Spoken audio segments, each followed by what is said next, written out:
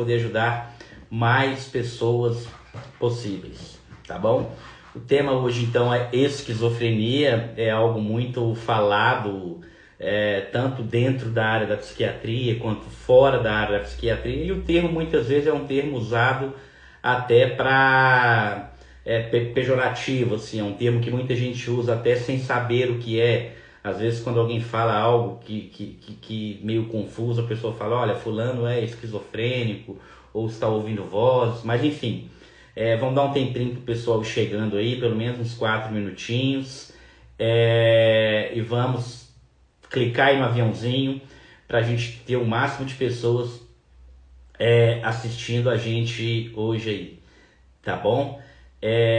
Então é isso, gente. Já chama aquele amigo seu, aquela amiga sua, compartilha essa live aí pra gente ter um aproveitamento melhor, tá bom? Então, gente, esquizofrenia, né, que é o tema de hoje. Então, esquizofrenia, se a gente for pegar o termo ao pé da letra, seria divisão da mente. Esquizo, divisão, frenia está associado à mente. Então, seria uma ruptura da mente, uma mente partida. A gente poderia pensar assim, né? A primeira vez que a esquizofrenia foi descrita, ela foi descrita por Kraepelin. Ele usou o termo demência precoce. Por que isso? Porque muita gente associa a esquizofrenia com ouvir vozes, alucinações, e de fato isso acontece, a gente vai falar aqui também. Mas a esquizofrenia, o paciente ele tem um prejuízo cognitivo, memória, atenção, concentração, isso tudo com o passar do tempo, isso vai se agravando e vai se tornando evidente. Tanto que lá atrás, como eu disse, o primeiro termo que se referia à esquizofrenia era demência precoce, justamente para mostrar esse comprometimento cognitivo aí da doença. Mas antes da gente falar especificamente sobre os sintomas da esquizofrenia, é importante, uma coisa que eu sempre gosto de falar, tanto com paciente quanto com familiares, é que a esquizofrenia ela é uma das doenças psicóticas, ela não é a única. E por ela ser a mais conhecida, quando um paciente está confuso, quando alguém não está falando coisa com coisa, enfim, as pessoas vão e associam isso à esquizofrenia, pelo fato de ser a psicose mais conhecida, mas ela não é a única psicose. Eu vou falar rapidinho aqui um pouquinho das outras, para a gente poder diferenciar isso daí, tá? Então assim, esquizofrenia, transtorno mental grave, se não o mais grave dentro da psiquiatria, né, que o indivíduo ele tem um comprometimento social muito grande, laboral, pessoal, social, nas relações costumam ser muito comprometidas, enfim, um sofrimento grande. Quem tem alguém na família, sim, é um sofrimento muito grande, mas felizmente tem tratamento. Com tratamento adequado, a pessoa consegue sim ter uma qualidade de vida razoavelmente boa, tá? A pessoa consegue melhorar muito a qualidade de vida e ter uma vida assim bem tranquila, tá? Claro que sem tratamento é uma doença que realmente ela tende a evoluir progressivamente, o paciente ele começa a ficar bem debilitado. Até porque a gente sabe que cada surto, cada episódio psicótico não tratado, o paciente tem um prejuízo cognitivo adicional. Mas olha só, o que eu quero começar falando dessa live aqui hoje, então vamos começar propriamente dito essa live agora, né? Quando a gente fala em esquizofrenia, a gente está falando na verdade de uma das psicoses. E o que seria psicose? Qual que é a definição da psicose? Então, tá? Uma maneira simples da gente entender uma psicose é a gente pensar que é uma quebra, tá, do indivíduo com a realidade. Ou seja, o sujeito ele tem uma quebra, uma visão distorcida da realidade, ou uma realidade paralela a essa realidade que a gente está vivendo aqui. Então o paciente, esse prejuízo cognitivo pode ser revertido. Eu vou falar isso daqui a pouquinho, viu, Sandra? Ele pode ser amenizado, sim, a gente tratando a doença, tá? A gente tende a retardar ele, sim. voltando, né? É uma quebra do indivíduo com a realidade, tá? Então, a psicose, basicamente, ela vai ser caracterizada por delírios e alucinações, ou delírios e ou alucinações. O mais comum é o paciente, muitas vezes, ter os dois. Mas veja bem, o fato de um paciente ter delírios e ter alucinações, não significa que isso é esquizofrenia. Existem outras psicoses além da esquizofrenia, tá? Inclusive, as principais causas de psicose, né, as principais doenças que geram psicose, inclusive não é a esquizofrenia. A esquizofrenia é a mais grave.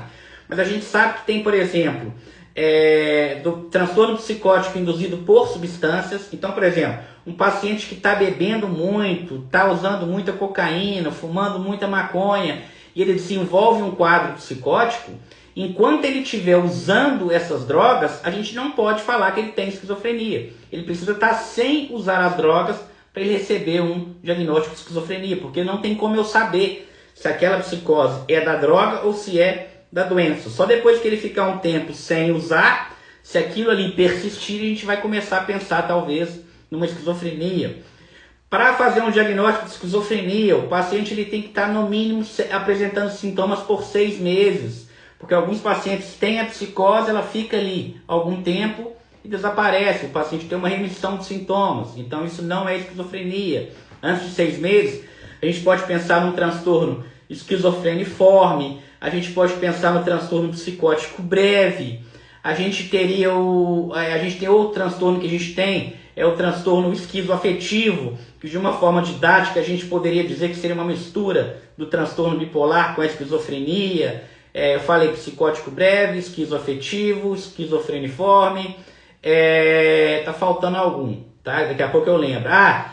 O transtorno delirante persistente, que é um outro quadro também, onde o paciente ele tem a funcionalidade dele, ele funciona bem, mas ele tem um delírio específico. Então, como a live é de esquizofrenia, a gente vai falar de esquizofrenia.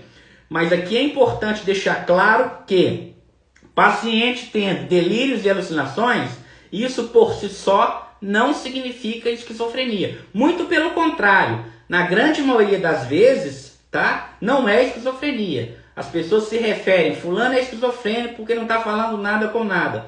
Mas na grande maioria das vezes isso não é esquizofrenia. É essas outras causas aqui que eu falei. Sendo a principal delas é o uso de substâncias, né? E aí vale todas. A principal é a maconha, mas engloba outras substâncias também. Transtorno de humor, tá, gente? É uma causa importante também de psicose. A gente tem a depressão depressão psicótica, a psicose pós-parto, enfim, o transtorno bipolar com sintomas psicóticos, tanto que no passado o transtorno bipolar era chamado psicose maníaco-depressiva. Então eu não vou falar de todos os transtornos aqui, porque ficar muito extenso e não dá tempo. Mas é importante, tem que ficar claro aqui, o paciente não está falando nada com nada e está vendo as coisas, isso por si só não significa esquizofrenia, tá? Tem que ter mais do que isso. Estão perguntando se adulto pode se tornar. Existe a esquizofrenia de início tardio. Ela é menos comum, a idade de início normalmente está entre os 15, 20, 25 anos. Na fase adulta ela é menos comum, tá? Mas pode ocorrer sim a esquizofrenia de início tardio, embora ela não seja tão comum. E normalmente a esquizofrenia de início tardio, o prognóstico dela ela tem um prognóstico melhor. Quanto mais tarde desenvolver, melhor vai ser a evolução da doença, ou seja, ela vai comprometer menos esse indivíduo do que numa idade precoce. Mas isso é uma pergunta interessante, porque normalmente a esquizofrenia, ela aparece justamente no momento que aquela pessoa está entrando ali na vida social mesmo, né? Ela vai começar a estudar, ela vai começar a trabalhar, e quando a pessoa está no seu auge ali, de iniciação, de carreira, de profissão, de estudo, a doença vem e acomete essa pessoa. Então a gente tem que pensar o seguinte, tá tendo alucinação e delírio, é esquizofrenia? Não, eu preciso descartar outras psicoses que eu falei aqui, substância e outros tipos de psicose. Preciso descartar transtorno de humor, tá? Depois das drogas, a principal causa de psicose são alterações do humor, tanto a depressão psicótica quanto o quadro de mania psicótica, o paciente com transtorno bipolar na fase maníaca com sintomas psicóticos. A maioria das pessoas que vê um paciente desse daí vai falar que é um esquizofrênico porque não está falando nada com nada. Mas, na verdade, isso são outras causas de psicose. Feita essa observação, que nem toda psicose é esquizofrenia, a gente precisa definir o que é então uma psicose, tá? Esquizofrênico precisa ter psicose? Sim, precisa, claro. A esquizofrenia é uma das psicoses, tá? Então, olha só. Psicose, pronto, fulano está com um quadro psicótico, ponto, né? A partir daí eu vou ter que investigar qual psicose que é, e aí existe várias, que foi essa que eu falei. Uma das psicoses, a mais conhecida, justamente por ser justamente por ser a mais grave, é a esquizofrenia, tá? É a mesma coisa que eu falar assim, febre é Covid? Não. Quem tem Covid pode ter febre, mas outras causas geram febre também, tá? Então, psicose pode ser esquizofrenia? Pode. Mas antes de eu pensar em esquizofrenia, eu tenho que pensar nessas outras coisas, tá? Então, assim, e o que seria a psicose, tá? A psicose, ela vai ser caracterizada por delírios e ou alucinações, como eu falei aqui. Então, vamos definir primeiro o que é alucinação, tá, gente? A alucinação, tá, é uma alteração dos sentidos, ou seja, visão, audição, olfato, tato, paladar, aonde por exemplo, uma alucinação visual, eu vejo algo que não está ali, que outras pessoas não vão ver.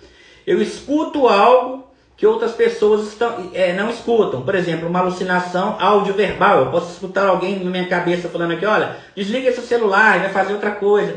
Enfim, uma alucinação auditiva, que está envolvendo, né? Qual sentido? Está envolvendo a minha audição. Pode estar envolvendo a minha visão. Todos os sentidos podem estar acometidos em teoria, tá, gente? Porque, na verdade, a esquizofrenia... a alucinação da esquizofrenia, de um modo geral, é uma alucinação auditiva. Na grande maioria das vezes, áudio-verbal, onde o paciente escuta vozes mandando ele fazer as coisas, tá? Já o delírio é uma alteração do pensamento. Por exemplo, eu começo a achar que está cheio de gente querendo me perseguir, querendo me matar. Eu começo a achar que os alienígenas estão entrando aqui na Terra para acabar com o mundo. E aí os delírios são os mais variados possíveis. Então eu tenho uma alteração da senso-percepção, ou seja, uma alteração dos sentidos, que é onde a gente fala que o paciente tem uma alucinação, e uma alteração do pensamento, onde o paciente começa a criar ideias na cabeça dele, ideias dessas que não são ideias que condizem com a realidade. Então são basicamente essas duas alterações, tá? Tem outras que eu vou falar, o aspecto cognitivo, memória, atenção, concentração, os sintomas negativos, que são retraimento social. Mas vamos focar aqui na psicose por enquanto, delírios e alucinações. O que a gente tem que entender? Olha só, vamos raciocinar comigo, tá? Imagina um paciente que está ali está tendo, por exemplo, alucinações e delírios. Perfeito. Mas uma das características do paciente psicótico, né, e da esquizofrenia, é que o paciente ele tem uma convicção, ele tem uma certeza absoluta que tudo aquilo que está acontecendo com ele é real. Então não vai adiantar você chegar para ele e tentar convencer ele do contrário. Você chegar para o esquizofrênico e falar que os delírios dele, que a alucinação dele é coisa da cabeça dele, ele vai acabar brigando com você e não vai te falar mais nada. Tanto que muitas vezes os pacientes, à medida que a doença vai evoluindo, eles começam a parar de falar sobre esse assunto. Eles falam, olha, tudo que acontece comigo aqui, tudo que acontece comigo é real. Eu sei que é real, mas toda vez que eu toco nesse assunto, o pessoal estranha, o pessoal começa a achar ruim, mas com o passar da doença, muitas vezes o paciente ele começa a ter uma noção que tem algo errado com ele, tá? Ele começa a ter uma noção que tem algo errado com ele, mas os delírios em si e a alucinação em si, aquilo ele persiste como algo bem real, que a gente não consegue remover, né? Aqui, ó, eles podem agredir pessoas? Qualquer ser humano pode agredir qualquer ser humano, né, gente? Se fosse só esquizofrênico que agredisse as pessoas, seria ótimo, né? A violência, ela é muito mais do que o que explica a violência no Brasil e no mundo não são as doenças mentais, né, gente? Então, assim, isso é algo que muita gente fala, nossa, o esquizofrênico pode se tornar violento. Ora, se você sair numa rua aí agora e provavelmente acontecer algum ato de violência com você, provavelmente não vai ser por um esquizofrênico, tá? Então, assim, ele pode sim se tornar violento, claro que pode, mas qualquer ser humano pode. Então, assim, o que a gente sabe de um modo geral é que o doente mental, isso vale para todas as doenças, tá? Ele está muito mais propenso a ser vítima de violência do que praticar violência contra a sociedade. Então existe um estigma muito grande. O doente mental, ele é violento, e não sei, o coelhinho do América, sim, viu? Esse coelhinho é do América. O doente mental é violento, ele é agressivo, enfim, tá? De um modo geral, ele pode se tornar agressivo, mas as pessoas que não têm doença mental também, de um modo geral, podem se tornar agressivas. Então, o paciente esquizofrênico, e assim como nas outras doenças, ele é muito mais propenso a ser vítima de violência do que praticar a violência, tá bom? Eu tenho esquizofrenia, antes de tomar o remédio eu era bem violento. Sim, mas isso não se aplica a todos, tá? O fato de ser violento ou não ser violento pode sim ser parte do transtorno, mas pode também não ser. E na grande maioria das vezes, né, eles carregam um peso muito grande, porque se qualquer pessoa cometer um ato de violência, passa normal. Você vai jogar na conta do álcool, vai falar que o fulano já é meio nervoso mesmo, é o jeito daquela pessoa é brigadora, aquela pessoa é isso. Todo mundo aceita. Agora, se é um doente mental, joga na conta da doença. E nem sempre é assim que acontece, tá? Enfim, vamos voltar aqui ao raciocínio, gente, que é muita pergunta. Estão perguntando se o esquizofrênico não é inteligente. A inteligência já é outra história, já é outro aspecto, né? É um transtorno neurodegenerativo. É um transtorno que no passado foi chamado até de demência. Não é que ele tem um prejuízo na inteligência, mas à medida que a doença vai evoluindo, normalmente o paciente tem sim um prejuízo cognitivo. Daí a importância da gente tratar. Mas você pode falar assim, não, mas tem um John Nash de Uma Mente Brilhante, que o cara ganhou o prêmio Nobel, não sei o que, não sei o que, não sei o que. Mas, né, gente, não é a maioria, tá? Não é a maioria. Mas não é uma doença da inteligência, mas é uma doença que, se não tratada, tá? O paciente, ele tende a ter sim um prejuízo cognitivo, mesmo tratando. Mas isso à medida do tempo, isso à medida que o tempo vai passando, ele tende a ir piorando essa parte cognitiva dele, tá vendo? Muita gente falando aqui, meu irmão é violento, ele tem esquizofrenia, ele fica violento e tal. Gente, fica violento, pode ficar violento, mas uma pessoa sem transtorno também é violento. A maconha, maconha, estão perguntando da maconha de novo, né? O tema hoje não é maconha, gente, mas a maconha, sim, para a esquizofrenia, é um dos principais gatilhos para quem já tem predisposição, tá? Então você está pegando no pé da maconha porque as outras drogas para a esquizofrenia, gente. Se o assunto aqui fosse cirrose, eu ia falar do álcool. Se o assunto fosse câncer de pulmão, eu ia falar do tabaco, mas nós estamos falando de esquizofrenia. Então, antes de alguém falar assim, e o álcool? E também existe a psicose associada ao álcool, a substância de um modo geral, tá? Mas, para a esquizofrenia, respondendo a pergunta de alguém aí, um dos principais gatilhos é sim a maconha, tá bom? Então é isso. Agora, gente, uma maneira muito simples da gente imaginar assim o que passa, né, na mente de um esquizofrênico, principalmente no início da doença, claro que quando a doença vai evoluindo, muitas vezes o paciente ele começa a ter uma noção da doença, o delírio continua, a alucinação continua, mas ele começa a perceber que tem algo errado com aquilo ali, com ele. Então, isso à medida que a doença vai evoluindo, a gente sabe que os delírios eles têm as fases, né? Então, tem aquela fase inicial onde o paciente fica muito inquieto, agitado, depois ele tem a revelação delirante, enfim. Chega um momento então, onde esse delírio ele é cristalizado, depois que o paciente já teve vários surtos. Mas o primeiro surto, que tem alguém falando aqui, ó, né? Quando o paciente tem aquela revelação delirante mesmo, só para vocês entenderem, gente, tá? O que é que passa muitas vezes na cabeça de um paciente, por que não vai adiantar você tentar, por que não vai adiantar você tentar convencer esse paciente de que ele não está delirando, tá? Olha só, imagina você aí agora, onde você estiver agora, imagina que você está aí na sua casa, na sala, ou na cama, enfim, ou na cozinha, não sei onde que você está aí não, tá? Você que está me assistindo, imagina o lugar que você estiver aí agora. O delírio cristalizado é essa fase final aí, mas deixa eu completar o raciocínio aqui. Imagina você aí na sua casa aí agora me assistindo. E aí você fala, olha, eu estou aqui no celular, vendo essa live aqui sobre esquizofrenia, então na hora que você olha para a porta, tem 2 enfermeiros na porta, tem o seu pai, sua mãe, sua família, e fala assim, olha, você não tá, isso que tá na sua mão aí é um tijolo, você não tá com celular não, você tá no meio do mato aí, e nada do que você tá acontecendo aqui é real. Ou seja, algo que você está vivenciando com tamanha intensidade, com uma certeza que aquilo é real, você descobre que muitas vezes aquilo não é real. Então realmente é algo muito frustrante para o paciente, à medida que ele começa a perceber,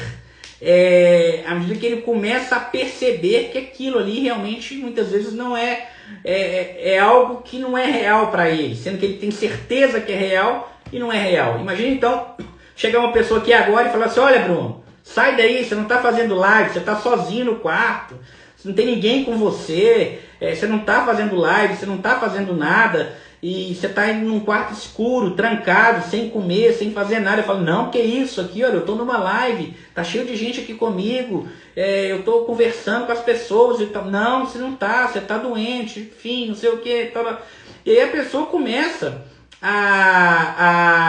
Aí uma pessoa fala isso com ela vira e fala assim, não vou discutir não, é real o que está acontecendo aqui comigo, mas eu não vou discutir não, isso que está acontecendo comigo é real, mas eu não vou discutir. Aí chega uma outra pessoa e fala a mesma coisa, chega uma outra e fala a mesma coisa, chega 10 pessoas falando a mesma coisa, chega uma hora que você fala assim, poxa, isso tudo que está acontecendo comigo aqui é real, eu sei que é real, mas deve ter alguma coisa errada, porque ninguém, todo mundo fala que não é, então tem algo errado aqui comigo, tá? Então essa alteração do pensamento é isso, é o paciente ele criar uma história na cabeça dele, uma história que não é real, que não existe, mas para ele tem uma certeza absoluta que aquilo ali é real, tá? Associado a isso, o paciente tem muitas vezes ele tem as alucinações, como eu disse, que são alucinações do sentido,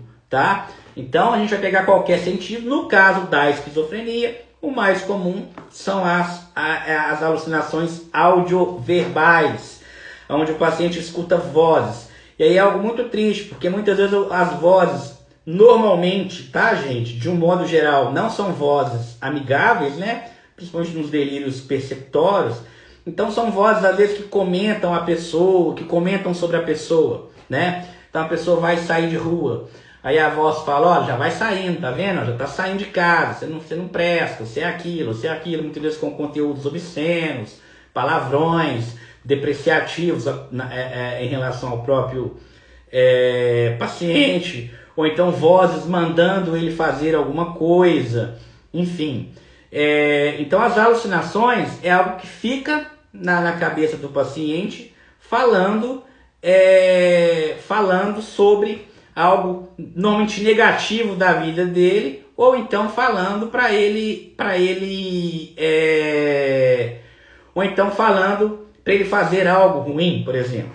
Além disso, gente, uma outra forma da gente pensar, é isso que eu falei, tá? Delírio e alucinação, muitas vezes é denominado também de sintomas positivos ou sintomas produtivos, onde o paciente acrescenta algo. Por que chama positivo e produtivo? Acrescenta algo que não existe. Delírio e alucinação, por exemplo. E a gente tem um outro grupo de sintomas, tá? Que são os que a gente chama de sintomas negativos, tá? Sintomas negativos. O que seriam os sintomas negativos? Sintomas negativos são um embotamento do afeto e uma avolição. Vou explicar. Uma avolição é uma certa perda. Quando a gente fala em volição, a gente está falando o quê? Os aspectos de vontade. Então eu tenho vontade de sair de casa, eu tenho vontade de relacionar com as pessoas, eu tenho vontade de fazer aquilo. Muitas vezes a doença vai evoluindo, o paciente ele perde a vontade de fazer as coisas, né?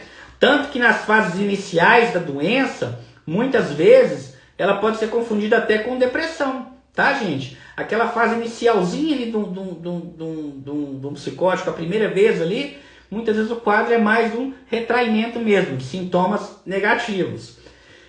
Já o que a gente está chamando aqui de alteração do afeto, tá? Alteração do afeto está muito associado com o quê? Alteração do afeto é a expressão emocional, é a expressão, é a maneira, como que eu vou explicar? A maneira como que a gente expressa as nossas emoções.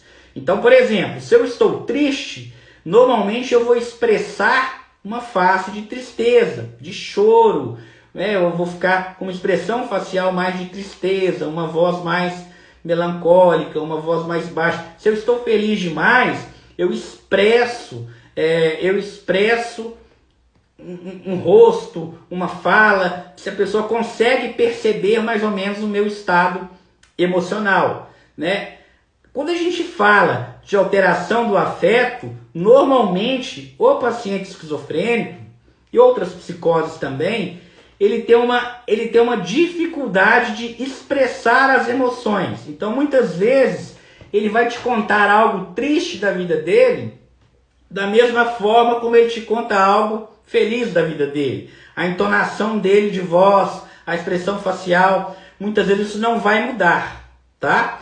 Isso, gente, pode ser secundário a alguns medicamentos? Pode sim, mas pode também, tá, ser da própria doença. A própria doença faz isso, tá? Então a pessoa chegar e falar, por exemplo, assim, nossa, minha mãe morreu. Nossa, eu passei numa faculdade. Enfim, a carga de emoção que a pessoa coloca na voz, as pistas sociais, né, que a gente dá, o jeito que a gente olha, o jeito que a gente fala, o jeito que a gente verbaliza, o jeito que a gente expressa as nossas emoções, isso costuma estar bem comprometido no paciente com esquizofrenia, tá? Então, de um modo geral, gente, acomete mais ou menos 1% da população, tá? Homens mais ou menos igual às mulheres. Discretamente acomete um pouquinho mais homens que mulheres, mas de um modo geral é bem parecido. Tem alguém perguntando se tem cura. Não, gente, esquizofrenia não tem cura, tá? Esquizofrenia não tem cura. Uma vez diagnosticada esquizofrenia para o resto da vida. Mas aqui vale uma observação, tá? Aqui vale uma observação. Para o paciente esquizofrênico, quando ele está tratado, ele consegue sim melhorar, ele consegue melhorar de forma significativa a sua qualidade de vida. Respondendo outra pergunta aqui, ó, tem um do canabinol que eu vou falar. O primeiro surto pode ser sinal de esquizofrenia? Olha, se a pessoa estiver usando a maconha ou qualquer outra droga e tiver um primeiro surto, a gente não pode falar que isso é esquizofrenia nem qualquer outro transtorno. A gente vai falar transtorno mental induzido por substância X. Se for maconha, transtorno psicótico induzido por maconha. Se for álcool, transtorno... Maconha não, né? Por cannabis. Se for álcool, transtorno psicótico induzido por álcool. Para a gente falar que aquilo virou uma outra psicose, o paciente ele tem que estar no mínimo 6 meses sem usar nada. Então, se ele estiver usando, não dá para a gente falar. É comum, às vezes, o paciente chegar com quadro psicótico, usando várias substâncias e falar, olha, eu sou esquizofrênico, falaram que eu sou... Não tem como saber se você é esquizofrênico. Você desenvolveu um quadro psicótico ao longo de uso de uma substância. Enquanto você estiver usando a substância, eu não posso falar que você é um esquizofrênico, por exemplo. Você vai ter que parar de usar essa substância pelo menos 6 meses, e aí sim, se os sintomas persistirem, eu vou começar a pensar talvez numa esquizofrenia ou em outras psicoses também, tá? E aí que tá, gente, o pessoal fica brigando quando a gente fala e tal, mas na prática todo dia você vê um paciente que está usando alguma coisa com quadro X. O paciente para, ele melhora. E as pessoas vêm com agressividade, eu nunca vi, você nunca viu porque você não é médico, você não trata paciente todo dia. No dia que você começar a tratar, você vai ver, né? A pessoa tem uma mania de achar que o que ela não viu, não acontece. Então, no dia que for médico, vai ver. Aí tem uma pessoa aí falando aí também sobre o que é Deixa eu voltar aqui os comentários. O que o senhor acha? O que o doutor acha do tratamento com canabidiol?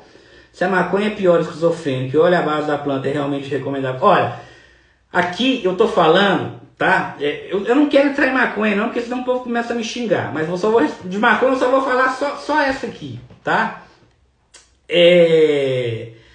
Olha só, quando eu falo que a maconha é um gatilho para esquizofrenia, tá? A gente está falando o seguinte, a maconha fumada. Não estou falando de óleo, não estou falando de canabidinol. Estou falando de maconha fumada, ponto.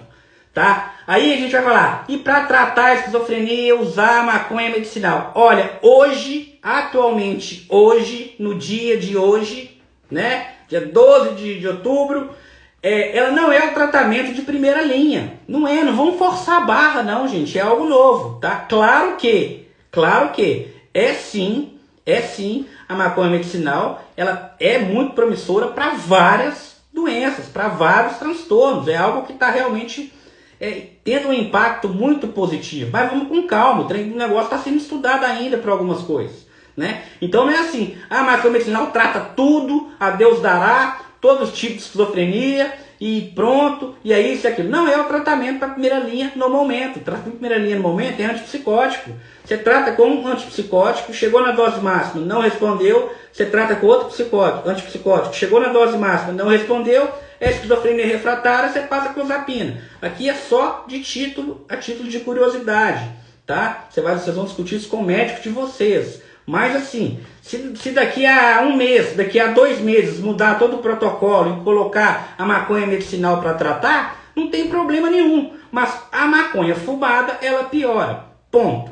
Mas não vamos falar de maconha mais não, gente. Pelo amor de Deus. Já também muita gente brigando comigo por causa de maconha. Eu já desisti de falar de maconha já. Tá bom? Então, é isso aí, tá? Ó. É possível dependente de cocaína há anos abandonar a dependência? Aí fugiu um pouco o assunto da live. Mas é sim, tá? É possível sim, claro que é. Claro que ele não pode jogar a responsabilidade do tratamento para cima do médico, para cima da esposa, para cima do filho, para cima do outro. Ele precisa ser ajudado, mas ele tem também que... ele precisa também assumir um pouquinho de responsabilidade, tá? Em relação ao tratamento.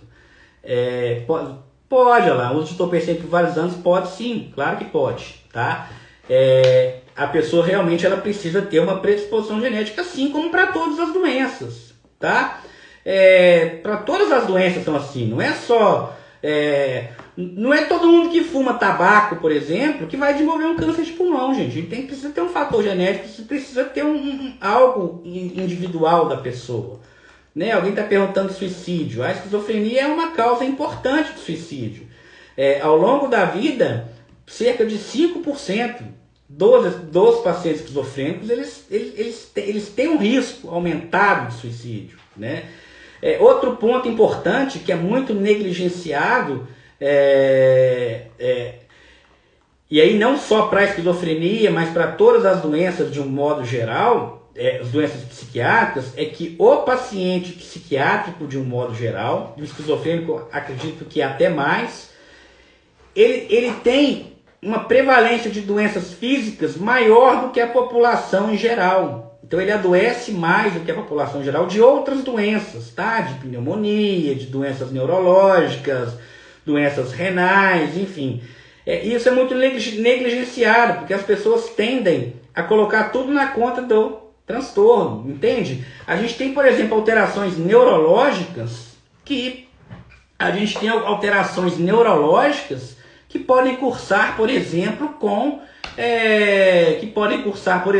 sintomas psicóticos.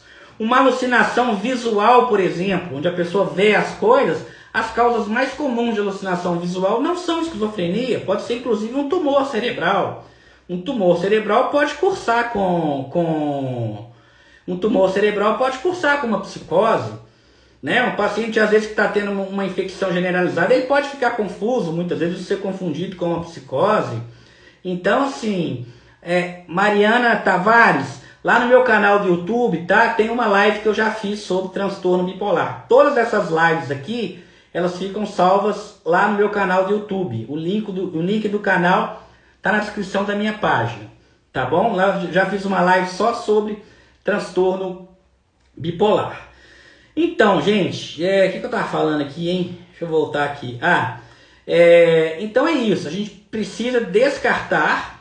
Parece a alucinação do Zolpidem. O Zolpidem, ele costuma dar algo que a gente chama de, em algumas pessoas, uma parassonia, né? Que é um sono perturbado. É um sono mais perturbado, mas a pessoa tem uma consciência que aquilo ali não está muito legal, né? A psicose em si, né? A alucinação em si é algo bem real, tá? É algo bem real para o paciente. Eu tô vendo alguém falar de INSS aqui, tá? Isso aí é interessante também, gente. Olha só. Se o objetivo do médico for mandar paciente para INSS, para paciente aposentar, ele não vai precisar tratar nada. Eu, por exemplo, torço para que os meus pacientes não vão para o INSS. Significa que eu estou tratando eles bem e eles precisam trabalhar, eles vão dar conta de trabalhar. Quando um paciente vai e é afastado de forma definitiva, né, a gente está entendendo que realmente ele não tem condição de trabalhar de jeito nenhum.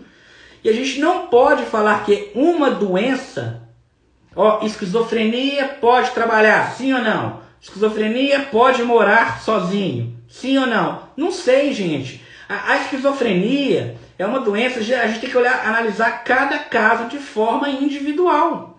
Então não dá para me generalizar e falar assim, olha, quem tem esquizofrenia não pode trabalhar. Quem tem esquizofrenia não pode morar sozinho. Olha, é uma doença grave, é uma doença incapacitante em boa parte das vezes, mas sim, tem pessoas que conseguem trabalhar, sim. Tem muitas pessoas que não, tá, gente? Realmente é uma doença grave, incapacitante, e o que é triste, normalmente ela vai incapacitar essa pessoa numa fase onde a pessoa, sim, teria uma vida inteira pela frente, né? Então, aquela pessoa está lá com seus 18, 20 anos, começando a entrar no mercado de trabalho, começando a sua vida social, vem a doença e atrapalha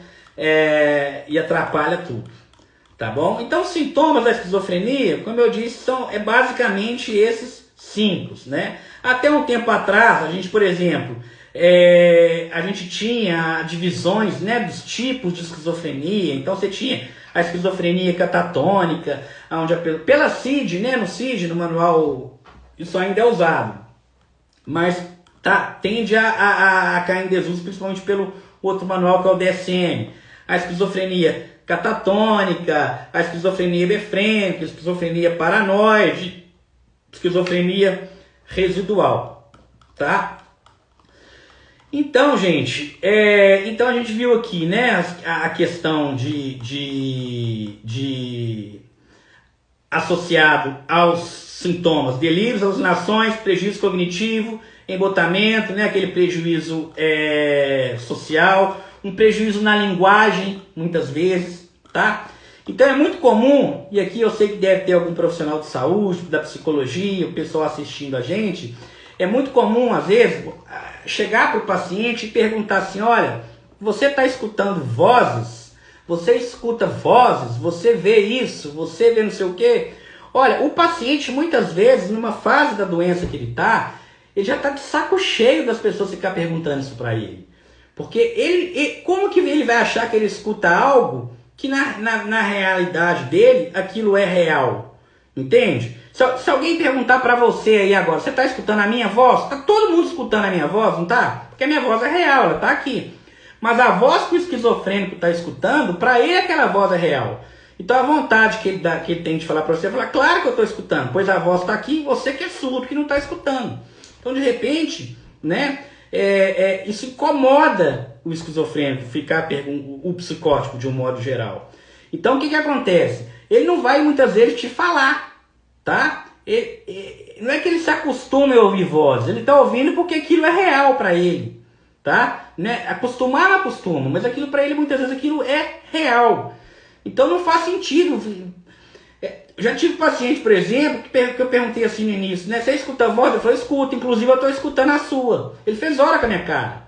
Entende? Por quê? Porque isso incomoda para o paciente. Conversar sozinho é o que a gente chama de solilóquios, tá? Pode ser um dos sinais. É isso que eu ia entrar aqui agora. Então o paciente, ele não te fala, eu estou escutando vozes. Muitas vezes se você perguntar para ele, ele vai até falar com você que não estou não, tá? Não estou escutando nada não estou vendo nada não sei o quê.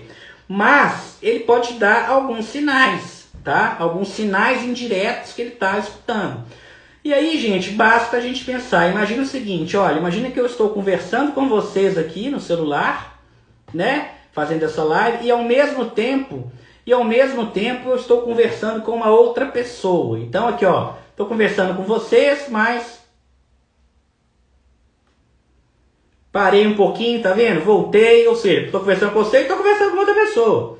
Então eu parei ali um pouquinho, né? Conversar sozinho, igual alguém falou aí, pode ser um do sinal, desvio de olhar, latência de resposta, que é isso, você fala, a pessoa te responde, você demora um pouco para responder. Isso tudo pode ser um sinal que o paciente está alucinando e muitas vezes ele não vai te falar. Ele não vai chegar para você e falar, ó, eu estou alucinando, eu estou vendo voz, eu estou vendo isso, eu estou vendo aquilo, tá? Porque para ele aquilo ali é uma condição real, tá? De um modo geral, não, tá? Olha lá, o Mel Silva, o paciente sabe diferenciar que as vozes podem ou não ser reais? De um modo geral, não. Com o tempo, quando o delírio cristaliza, tá? Ele começa a conviver com elas. Ele aprende, aí sim, ele pode meio que aprender a conviver com aquelas vozes ali, meio que ignorar. É como se fosse assim, olha, as vozes existem, tudo que está acontecendo comigo aqui é real, mas eu prefiro não tocar nesse assunto, porque toda vez que eu toco nesse assunto, me dá problema. A última vez que eu toquei nesse assunto, eu fui internado. A última vez que eu toquei nesse assunto, deu tal problema. Então, o assunto é real, mas ninguém acredita em mim. Acho que deve ter sim alguma coisa de errado comigo. Estão falando que eu sou esquizofrênico, então a esquizofrenia é isso. Mas o negócio está lá. Se alguém der um pouquinho de corda, a questão vai estar lá. É uma outra forma de enxergar, né? Estão perguntando questão de mediunidade, espiritismo, enfim. Aí a gente foge um pouco do objetivo aqui, que é uma visão mais médica. Mas a gente tem que respeitar as crenças de todo mundo. Não é aceitável começar a mexer em tratamento e piorar os pacientes da gente, né? Porque às vezes você está trabalhando com um paciente 1 ano, 2 anos, aí chega uma pessoa aí, um líder religioso, alguém e tal, vai lá, mexe nos remédios, bagunça o negócio todo, o paciente piora, aí ele some, né? A pessoa que mandou parar com o remédio some. Aí quem vai levar lá vai ser a mãe, que já está de idade, um parente, e aquela pessoa que insistiu tanto para parar com o remédio, ó, sai de fininho e deixa o paciente lá todo arrebentado, né? Então a gente tem que tomar um pouco de cuidado, mas eu acredito que a pessoa que perguntou isso não falou nesse sentido, tá? Eu só aproveitei a sua pergunta para tocar nesse ponto, porque assim, a gente atribuir outros significados, claro que pode, não é proibido. Eu até falei, né, num vídeo recentemente que eu fiz agora, a gente não tem uma causa única para os transtornos, existem várias causas, então assim, a gente não consegue explicar uma doença por uma única explicação. Então assim, a gente precisa respeitar, desde que, né, a gente não começa a mexer no tratamento. Então você chegar para o paciente e falar assim, ó, isso é espiritual, para com todos os remédios e vão lá no meu centro, lá sei lá onde que eu vou tirar isso aí de você. E aí a gente sabe que não tira, o paciente piora, essa pessoa sai de fininho, a família que sofre leva para o médico de novo e fala, olha, ele foi não sei aonde, mandou parar com os remédios, não sei o quê. Isso é todo dia, tá, gente? Isso acontece todo dia. Então, assim, tem que tomar um pouco de cuidado, respeitar tudo, mas a gente tem que tomar um pouco de cuidado, porque no final das contas, né, gente, vai mandar pra gente, né, que trabalha com saúde. Isso é fato, né? Pode até tentar tirar lá, falar que é o espírito, que é isso, que é aquilo, mas não vai dar conta de tirar e manda pro médico, né? Aí manda pro médico e nem no médico aparece. Quem aparece é a família, porque se o líder religioso fosse lá no médico junto, aí tava bom, mas ele não vai não, tá? Quem vai são os parentes, né? Na grande maioria das vezes. Então, gente, olha só, se a gente for pensar assim, ó, em termos de tratamento, né? Que a gente já está chegando quase no nosso finalzinho da live aqui. Se a gente for pensar em termos de tratamento, o primeiro passo que vale tanto para a esquizofrenia como para todas as doenças é a psicoeducação, né? É explicar o que é o problema, e aí principalmente para a família é fundamental, a família entender o que é a esquizofrenia, entender como que funciona o transtorno, entender como que é o tratamento, isso é fundamental. Para o paciente também, né, algumas medidas ocupacionais, tá? Treinamento de habilidades sociais, terapia ocupacional, em relação a emprego, eu falo de INSS, na medida do possível, se o paciente puder sim trabalhar, é melhor ainda, e com tratamento adequado, muitas vezes ele consegue sim trabalhar. Por quê? A esquizofrenia, como eu falava, ela tem dois grupos de sintomas. Os sintomas positivos, que são delírios e alucinações. Para esses sintomas, os antipsicóticos funcionam muito bem, tá? Mas para os sintomas negativos, que é aquela dificuldade de expressão facial, aquele retraimento social, aquilo ali, a medicação não funciona muito bem. E o que vai funcionar muito bem para esse grupo, para esse grupamento de sintomas? Justamente a questão da terapia ocupacional, um emprego protegido, a própria terapia cognitivo-comportamental para o paciente, uma reabilitação cognitiva, se esse paciente estiver tendo prejuízo de memória, concentração, enfim.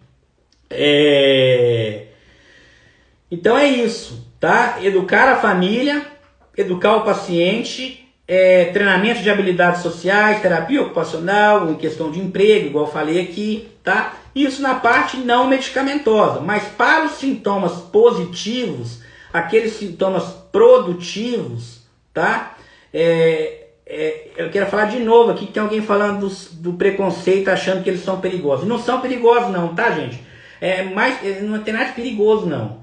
O ser humano, de um modo geral, é perigoso. Não é o doente mental que é perigoso. O ser humano é perigoso, ele pode ter uma doença ou não, né? Tem gente que falou aí que tem medo. E aí eu tenho medo desse paciente. Eu acho que eu estaria muito mais seguro dentro do hospital psiquiátrico agora do que na rua, na região onde eu estou aqui. Né? É muito mais fácil você assaltar, tomar um tiro, apanhar na rua, do que dentro do hospital psiquiátrico, tá? Então, assim, eles podem sim ser violentos, serem agressivos, igual qualquer pessoa pode, tá? Talvez um pouquinho mais durante uma crise, mas de um modo geral, eles estão muito mais propensos a serem vítimas de violência do que cometer um ato violento, tá? Então, outro ponto, que é a questão da epigenética. Edna, eu acho que a psicanálise, para os quadros psicóticos, eu acho um pouco mais complicado, tá? Mas se você pensa diferente, eu respeito a sua opinião, tá bom? Mas assim, eu particularmente não consigo ver muito evolução para pacientes psicóticos fazendo terapia de orientação psicanalítica, não, tá bom? Mas se você veio, se você tem essa prática e tudo, eu respeito aí você, tá bom? Mas eu estou falando baseado na minha vivência, na minha experiência. Eu acho que a psicanálise ela vai funcionar muito mais para as neuroses, para as psicoses eu já não sei se ela vai funcionar tão bem, tá bom? Tem sim uma questão genética, tá? Tem essa questão genética, e aí a gente vai falar de um conceito que é a epigenética, só para finalizar mesmo, tá, gente? O que é a epigenética? A epigenética é a pessoa ter uma predisposição genética, então ela tem ali o gene da esquizofrenia, e esse gene ele precisa ser ativado por fatores externos, tá? Isso para outras doenças também. Então, assim, só a genética não adianta, porque a gente sabe, por exemplo, que gêmeos idênticos, a correspondência é de 50%. Se fosse só genética, né, seria 100%. Um gêmeo tem, o outro também vai ter. Mas não, a gente sabe que se um tem, a chance do outro ter é em torno de 50%. Então tem algo além da genética aí, tá? Não é só a genética não, mas a genética ela tem sim um papel fundamental, principalmente quando associado a eventos aí de vida, tá bom? Tratamento, gente, como eu falava, né, eu citei aqui as terapias e tudo mais, para os sintomas negativos, tá? Para os sintomas negativos. Agora, para os sintomas positivos, de um modo geral, é antipsicótico, tá? E a gente tem vários tipos de antipsicóticos, e como eu disse, né, a gente vai tratando de acordo com a necessidade. Olha, duas pessoas aqui, a Simone Araújo Freitas, eu já até conversei com ela sobre isso, e uma outra pessoa aqui perguntando também em relação à esquizofrenia infantil, né, em criança. Olha, eu não vou me atrever a falar muito de criança, porque realmente foge da minha área. Mas de um modo geral, tá? Existe esquizofrenia em criança? Existe. Mas é um diagnóstico muito difícil de fazer. Então, assim, se eu tivesse que dar um conselho para as mães aí que tem um filho, que estão suspeitando e tal, não é tão simples fazer um diagnóstico de esquizofrenia em criança, não, tá? Precisa fazer diagnóstico diferencial, por exemplo, com autismo. Os próprios quadros depressivos em crianças, às vezes, podem simular. É difícil, gente, é muito difícil. O diagnóstico de a psicose infantil, toque em criança, perfeito. A Luciana, é outro diagnóstico diferencial, às vezes importante, desse público infantil, tá? Mas realmente é algo que eu não tenho experiência assim para falar para vocês muito. Mas o que eu falo é um diagnóstico difícil de fazer, tem muito confunde com muitas outras doenças do neurodesenvolvimento, tá? Mas eu acho que um ponto um ponto importante aqui é a gente pensar na questão da funcionalidade, tá? Como que essa criança tá? Essa criança tá funcionando bem na escola, tá se relacionando bem com todo mundo? Porque, de um modo geral, as pessoas ficam muito assustadas. Meu filho tá vendo as cores, tá escutando voz e tal, mas como que ele tá de um modo geral, né? Eu acho que isso é importante. Mas resumindo, gente, esquizofrenia infantil, psicose infantil, é interessante vocês procurarem um neuropediatra ou procurar um psiquiatra infantil. Não é um diagnóstico fácil de fazer, tá bom? Então eu não acho interessante sair também, não acho interessante sair por aí dando diagnóstico de esquizofrenia. O diagnóstico de esquizofrenia em adulto, às vezes ele já não é tão simples, tá? Em criança ele é mais difícil ainda. E a gente vê isso em adulto, assim, o tanto de paciente que chega no consultório e fala: eu sou esquizofrênico, fulano é esquizofrênico, e você vê que não é enorme. Então em adulto já tem muita confusão, em criança mais ainda. Tá bom, gente? Então já tá dando aqui o nosso horário aqui, eu vou finalizando essa live. Agradeço a todos aí que ficaram comigo agora até o final, ou então quem chegou no meio também, tá bom? Só lembrando que essa live ela vai ficar salva lá no meu canal do YouTube. Se saindo aí, vocês podem ir lá na bio, tem um linkzinho lá, tanto do canal do YouTube quanto do canal do Telegram. É só clicar lá, se inscrever e ativar o sininho, que toda semana vai chegar uma live lá, tá bom? Essas lives eu salvo todas elas lá no YouTube. Boa noite a todos vocês, fiquem com Deus aí, um ótimo resto de feriado, até mais. Tchau, tchau.